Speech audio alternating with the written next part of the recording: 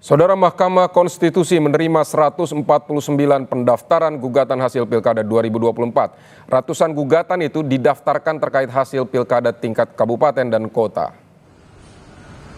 Dari laman resmi Mahkamah Konstitusi, dari total 149 pendaftaran yang masuk, 116 diantaranya Pilkada tingkat kabupaten dan 33 sengketa hasil Pilkada di tingkat kota.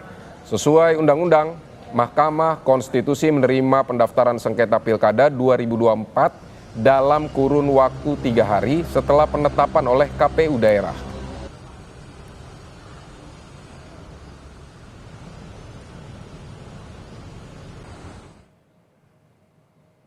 Saudara, jurnalis Kompas TV Asri Gunawan telah bersiap di Gedung Mahkamah Konstitusi Jakarta. Asri, apakah tim hukum RK Suswono dan Darmakun sudah mendaftarkan gugatannya hari ini? Kami pantau sejak pagi, Vidi, dari kubu Ridwan Kamil Suswono maupun kubu Dharma Pongrekun Gunwardana, ini belum terlihat mendaftar di Gedung Mahkamah Konstitusi Republik Indonesia. Dan memang kalau misalkan yang disampaikan dari hasil konferensi pers masing-masing tim hukum atau tim pemenangan paslon nomor urut 1 Ridwan Kamil Suswono maupun tim hukum dan juga tim pemenangan dari paslon nomor urut 2 Dharma Gunwardana, ini mereka masih akan mempersiapkan materi maupun juga dokumen yang nantinya akan diserahkan dalam pendaftaran ke MK dalam 1 sampai 2 hari ke depan.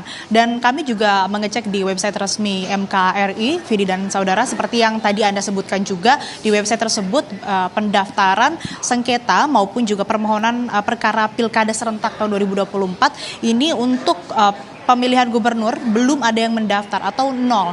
Kemudian kalau dari total permohonan yang sudah masuk ke Mahkamah Konstitusi, seluruhnya untuk Pilkada serentak ada 149, 116 diantaranya ini untuk pemilihan bupati dan 33 sisanya ini untuk pemilihan wali kota.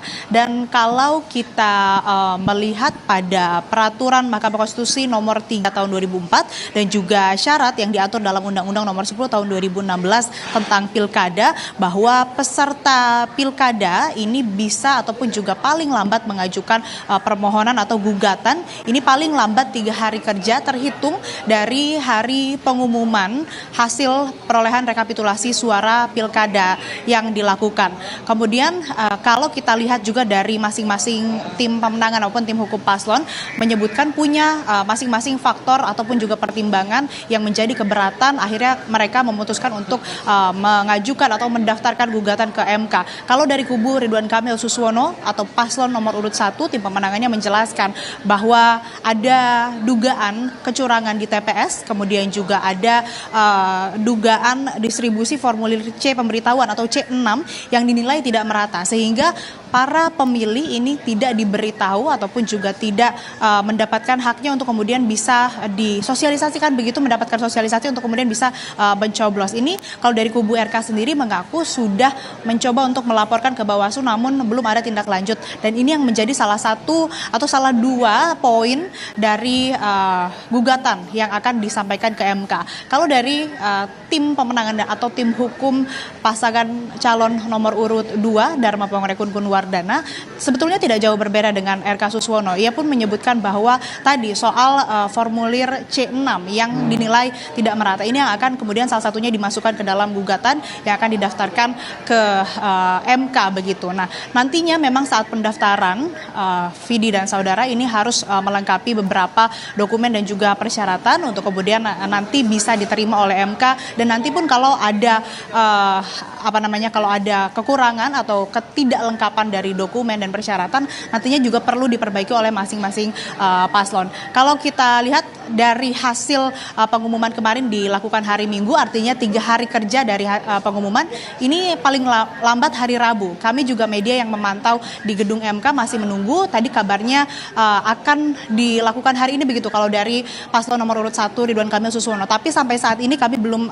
menerima. Jadi yang untuk Pilgub ataupun juga untuk pendaftaran gugatan pemilihan gubernur ini masih 0, belum ada, termasuk Pilgub Jakarta yang memang kalau kita lihat dari konferensi pers kemarin dari hasil rekapitulasi suara yang memang rencananya akan melakukan atau melayangkan gugatan ini dari dari paslon nomor urut 1 dan 2. Kita masih menunggu Vidi dan saudara, apakah hari ini tim pemenangan maupun tim hukum dari Ridwan Kamil Suswono jadi mendatangi Mahkamah Konstitusi untuk kemudian mendaftar terkait dengan gugatan Pilkada atau Pilgub Jakarta 2024. Vidi.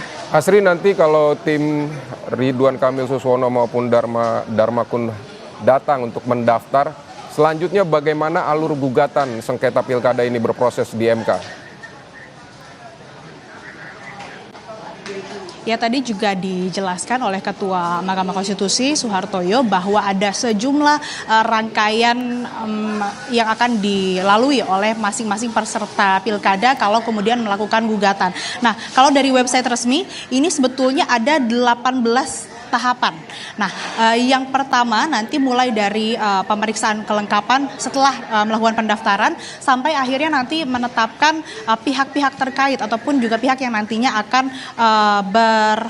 berperkara ataupun juga melakukan sidang. Nantinya akan juga ada rapat permusyawaratan hakim, kemudian nantinya akan ada sidang yang dilakukan. Kalau kata Ketua MK, sidangnya nanti dilakukan menyesuaikan dengan perkara yang nantinya akan disidangkan. Apakah sidangnya akan dilakukan 1 kali, 2 kali, ataupun juga lebih dari itu. Nah, tapi kalau berdasarkan timeline schedule yang ada di website resmi MK, sidang perdana sengketa pilkada serentak ini rencananya akan dilakukan bulan Januari. Untuk tanggal pastinya juga belum ada informasi lebih lanjut. Dan lebih lengkap lagi, Vidi dan saudara, berikut pernyataan Ketua Mahkamah Konstitusi Soeharto yang telah kami rekam sebelumnya. Kan ada proses penyerahan perbaikan. Nah, nanti setelah perbaikan kemudian akan diregistrasi oleh Mahkamah Konstitusi. Setelah diregistrasi nanti para hakim akan menggelar gelar perkara untuk masing-masing panelnya. Kemudian nanti menetapkan hari sidangnya. Jadi ya kira-kiranya di awal Januari ya. Pastinya registrasi kalau tidak ada halangan dia tanggal 3. Nah, selebihnya kan ada sekuen waktu 4 hari, selambat-lambatnya harus sudah sidang pertama. Nah, kalau pasti tanggal 3 ya setelah 4 hari kemudian atau 3 hari, karena selambat-lambatnya bisa 1 hari, bisa 2 hari, tapi ada hukum acara yang pemanggilan itu harus 3 hari kerja kan, yaitu yang kemudian tidak boleh kurang dari 3 hari itu harus sudah dipanggil para pihaknya. Mahkamah Konstitusi akan memutuskan hasil atau memutuskan perkara perselisihan sengketa hasil pemilihan paling lama 45 hari kerja. Dan kalau kita lihat dari timeline yang ada di website, ini untuk sidang pengucapan putusan berkisar ataupun juga di antara tanggal 30 Januari sampai dengan 13 Februari 2025. Dan tahap akhirnya sekali, Vidi dan saudara, ini penyerahan atau penyampaian salinan putusan ketetapan. Ini akan rencananya dilakukan berkisar antara tanggal 24 Februari 2025 sampai dengan tanggal 13 Maret 2025. Kembali ke Anda, Vidi. Baik, Asri Gunawan di Gedung Mahkamah Konstitusi. Terima kasih untuk laporan Anda.